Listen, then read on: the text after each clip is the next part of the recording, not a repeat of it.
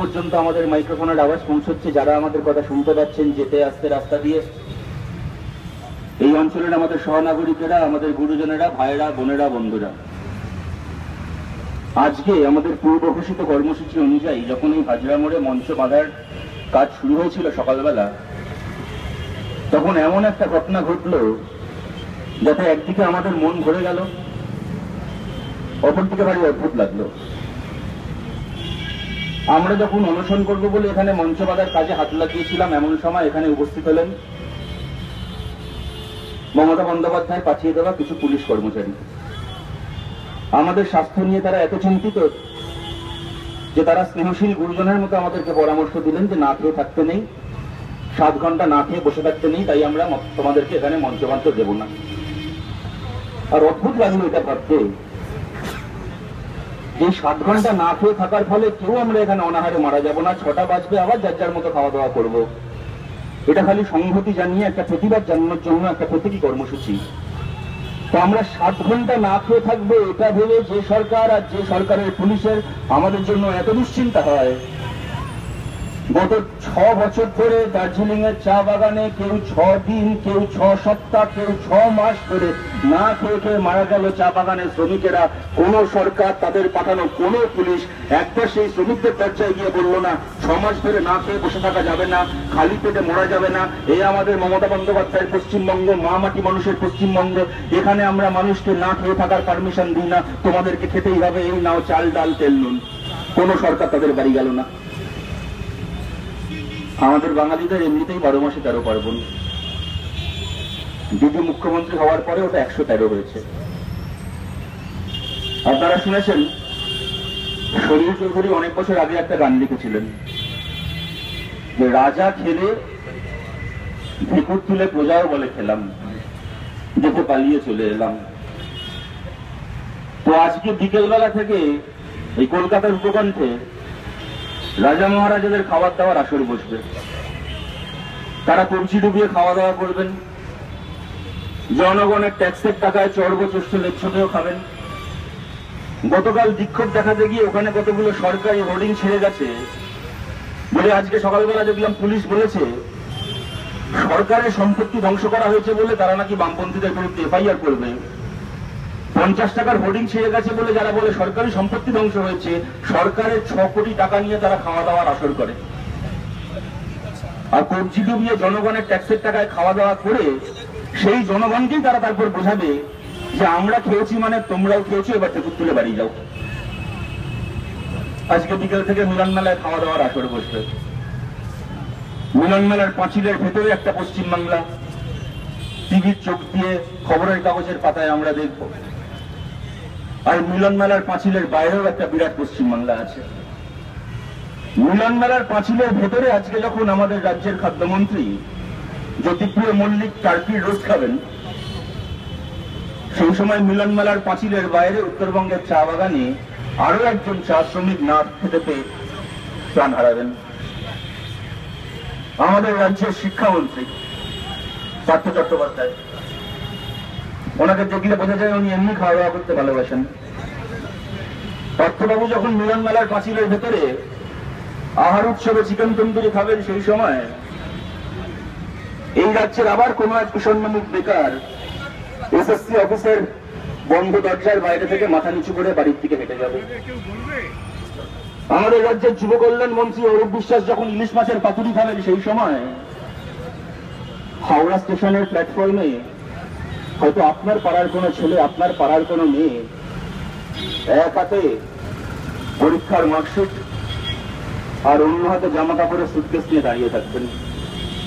ওদিকে যুব কল্যাণ মন্ত্রী চিকেন তন্দুরি খাবেন, ইলিশ মাছের পাতুরি খাবেন, আর এদিকে বাংলার ওই যৌবন প্ল্যাটফর্মে দাঁড়িয়ে থাকবে চেন্নাই যাওয়ার, দিল্লি যাওয়ার, বোম্বে যাওয়ার একটা ট্রেনের অপেক্ষায়। প্ল্যাটফর্মে ট্রেন আসবে, আপনার পাশের বাড়ির ছেলেটা, আপনার পাশের বাড়ির মেয়েটা, হয়তো আপনার বাড়ির ছেলে, আপনার বাড়ির মেয়েটা ট্রেনে উঠে বসবে, ট্রেন চলতে শুরু করবে।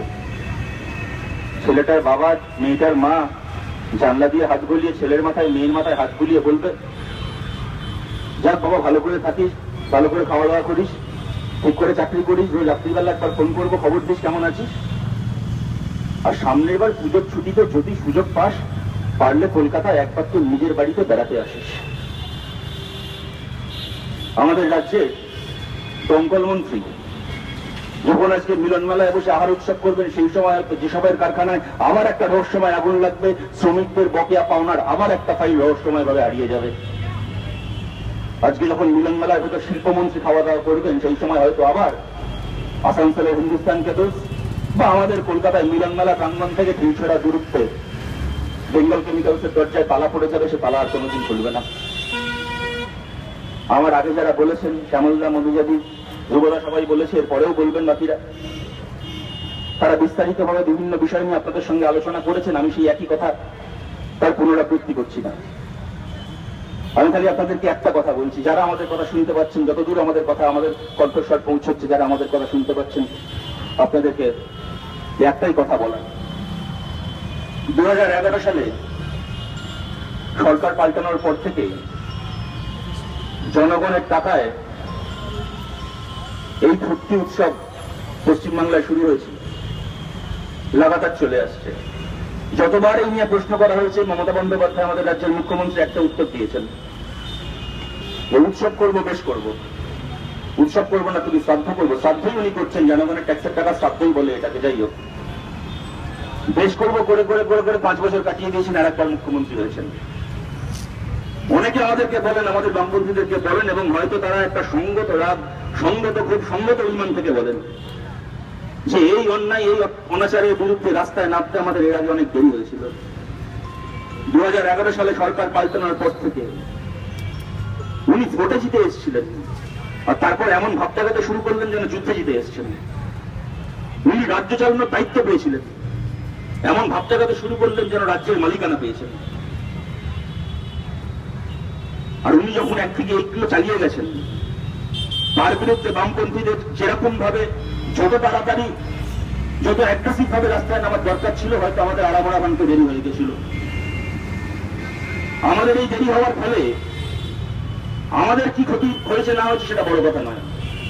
আমাদের এই দেরি হওয়ার ফলে রাজ্যের বামপন্থী আন্দোলনের কতটা ক্ষতি হয়েছে, কতটা ক্ষতি হয়নি সেটা বড় কথা নয়, কিন্তু রাজ্যের মানুষের সর্বনাশ হয়েছে, রাজ্যের কৃষকের সর্বনাশ হয়েছে, রাজ্যের শ্রমিকের সর্বনাশ হয়েছে, কর্মপ্রার্থী বেকার ছেলে মেয়েদের সর্বনাশ হয়েছে আমাদের দেরি হওয়ার ফলে। তাই এবার বলছি, যদি আমাদের কণ্ঠস্বর আপনার কান অব্দি পৌঁছায়, আপনার বাড়ি এখান থেকে কাছে, মুখ্যমন্ত্রী আপনি জেনে রাখুন, ওই মিলন মেলায় খাওয়া দাওয়া করতে যাওয়ার আগে আমাদের এই সাবধান বার্তা শুনে নিন। এবার আমাদের আর একদিনও দেরি হবে না।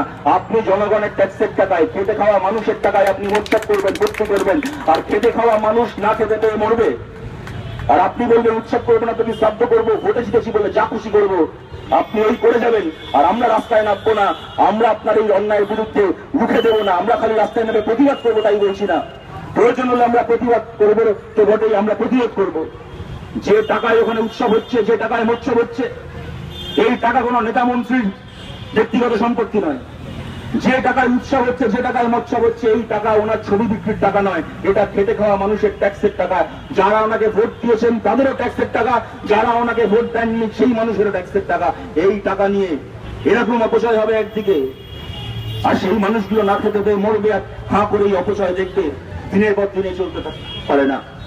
এই অন্যায়, সরকারি টাকার এই অন্যায় ব্যয়ের বিরুদ্ধে, চাকরি না পাওয়ার বিরুদ্ধে, কৃষকের ফসলের দাম না পাওয়ার বিরুদ্ধে, মহিলাদের সম্মান না থাকার বিরুদ্ধে, এবং অবশ্যই যে জিনিস আমাদের রাজ্যে কোনোদিন হয়নি, 34 বছর এখানে বামপন্থীরা সরকার চালিয়েছে, আমাদের অনেক ভালো কাজ আছে, সাফল্য আছে, বামপন্থীদের অনেক ত্রুটি আছে, অনেক ব্যর্থতা আছে, কিন্তু বামপন্থীদের অতি বড় সমালোচক, অতি বড় বিরোধী কোনোদিন যে কথা বলতে পারেননি, তা হচ্ছে পশ্চিমবাংলায় বামপন্থী সরকার থাকাকালীন কখনো 1 ঘন্টার জন্যও পশ্চিমবাংলায় সাম্প্রদায়িক সম্প্রীতি বিঘ্নিত হয়নি। আপনি ক্ষমতায় এসছেন আজকে, কমরেড জ্যোতি বসু যখন বেঁচে ছিলেন উনি বারবার একটা কথা বলতেন, যে এই পশ্চিমবাংলায় মমতা বন্দ্যোপাধ্যায় সবচেয়ে বড় অপরাধ এইটা নয় যে উনি হাজার হাজার বামপন্থী কর্মীকে খুন করিয়েছেন। এই পশ্চিমবাংলায় মমতা বন্দ্যোপাধ্যায় সবচেয়ে বড় অপরাধ এইটা নয় যে দিনের পর দিন মিথ্যে কথা বলে মানুষকে ভুল বুঝিয়ে একদল মানুষকে ভুল পথে চালিত করে নিজের রাজনীতি করে গেছেন। এই পশ্চিমবাংলায় মমতা বন্দ্যোপাধ্যায় সবচেয়ে বড় অপরাধ এইটা নয় যে মমতা বন্দ্যোপাধ্যায় অসংখ্য চোর, ডাকাত, গুন্ডা, ক্রিমিনালদেরকে প্রশ্রয় দিয়ে এই পশ্চিমবাংলার নাগরিক জীবনকে প্রত্যেকদিন বিপন্ন করেছেন। এই পশ্চিমবাংলায় মমতা বন্দ্যোপাধ্যায় সবচেয়ে বড় অপরাধ এইটাও নয় যে উনি এই পশ্চিম বাংলায় শিল্পের সম্ভাবনাকে তাড়িয়েছেন, লাখ লাখ ছেলে মেয়ের কাজ পাওয়ার সম্ভাবনাকে শেষ করেছেন। এই পশ্চিম বাংলায় যদি মমতা বন্দ্যোপাধ্যায় সবচেয়ে অপরাধ কিছু থেকে থাকে, যে অপরাধের জন্য ওনাকে ইতিহাস কোনোদিন ক্ষমা করবেন না, তা হচ্ছে এই পশ্চিম বাংলায় উনি হাতে ধরে আরএসএস কে ডেকে এনেছিলেন। সেই যে উনি আরএসএস কে ডেকে এনেছিলেন, আরএসএস এর সেই ধ্বংসাত্মক, আরএসএস এর সেই হিংসাত্মক রাজনীতির কুপরিণাম পশ্চিম বাংলায় মানুষকে আজও ভোগ করতে হয়েছে। উনি ডেকে এনেছিলেন আরএসএস কে, আর তার জন্য একদিকে আরএসএস আগে একবার মুখ্যমন্ত্রী হওয়ার জন্য ডেকে এনেছিলেন, আর মুখ্যমন্ত্রী হওয়ার পরে এইবার কোলে পিঠে করে জামাতে ইসলামীকে মানুষ করেছেন এই পশ্চিম বাংলায়। আর এর ফলে যে পশ্চিম বাংলায় মানুষের অনেক দুঃখ ছিল, অনেক যন্ত্রণা ছিল, অনেক দুর্দশা ছিল, কিন্তু মানুষে মানুষে ধর্মের নামে বিদ্বেষ হবে, মানুষে মানুষে ধর্মের নামে ঝগড়া হবে, অশান্তি হবে, মারামারি হবে, খুনোখুনি হবে। পশ্চিম বাংলায় মানুষকে কোনোদিন এটা কল্পনা করতে হয়নি এর আগে। সেই সাম্প্রদায়িক সম্প্রীতির পরিবেশে পশ্চিম বাংলায় শেষ হচ্ছে, যেখানে বামপন্থী আর কংগ্রেসের এমএলএরা যেতে পারছেন না নৈহাটিতে। ডক্টর সুজন চক্রবর্তী, আব্দুল মান্নান মানুষের ভোটে নির্বাচিত এমএলএ, জনপ্রতিনিধি, তারা বিধানসভায় 2,15,00,000 মানুষের প্রতিনিধি, তারা নৈহাটি ঢুকতে পারবেন না, পুলিশ তাদেরকে আটকাবে। আর অপরদিকে কোথাকার হিন্দু সংহতি মঞ্চের কে দিলীপ ঘোষ আছে, তাকে পুলিশ জামাই আদর করে নিয়ে যাবে। আর ওদিকে কোন এক জামাতি দাঙ্গা করতে গিয়ে পুলিশ তাকে ধরেছে, ওনার এমএলএ থানায় গিয়ে সব দাঙ্গাবাজকে ছাড়িয়ে আনলো। এর ফলে যদি পশ্চিম বাংলায় আগুন লাগে, এর ফলে যদি পশ্চিম বাংলায় মানুষে মানুষে অশান্তি লাগে, যে জিনিস স্বাধীনতার পর থেকে কোনোদিন এই পশ্চিম বাংলায় দেখতে হয়নি, সেই পরিবেশ যদি পশ্চিম বাংলায় তৈরি হয়, তাহলে এর জন্য আপনি মমতা ব্যানার্জি আপনি দায়ী থাকবেন। আর আপনার এইটা এমন এক অপরাধ, আপনার বামপন্থীদেরকে খুন করার অপরাধ মানুষ তাও ক্ষমা করে দিতে পারে, কিন্তু পশ্চিম বাংলাকে দাঙ্গাবাজদের আতুর ঘর বানানোর এই অপরাধকে ইতিহাস কোনোদিন ক্ষমা করবে না, মানুষ কোনোদিন ক্ষমা করবে না। আর এই অপরাধের হিসেব আমরা নেব। আরে পরিবর্তন পদ্ম পাতায় চলে, আজ আছে কালকে নেই। আপনি আজকে মুখ্যমন্ত্রী আছেন, কালকে থাকবেন না, অন্য কেউ মুখ্যমন্ত্রী হবেন, কিন্তু বাংলা থেকে যাবে, বাংলার মানুষ থেকে যাবে। গলায় গামছা দিয়ে জিজ্ঞেস করবে কেন আরএসএস কে পশ্চিম বাংলায় ডেকে এনেছিলেন। বাংলার মানুষ আপনার গলায় গামছা দিয়ে জানতে চাইবে কেন জামাতকে পশ্চিম বাংলায় বাড়তে দিয়েছিলেন। আর উত্তর না দিয়ে আপনি যাবেন কোথায়? আপনি কত পুলিশ পাঠাবেন আমরাও দেখে নেব, কিন্তু এই প্রশ্নের উত্তর আপনাকে দিয়ে যেতেই হবে।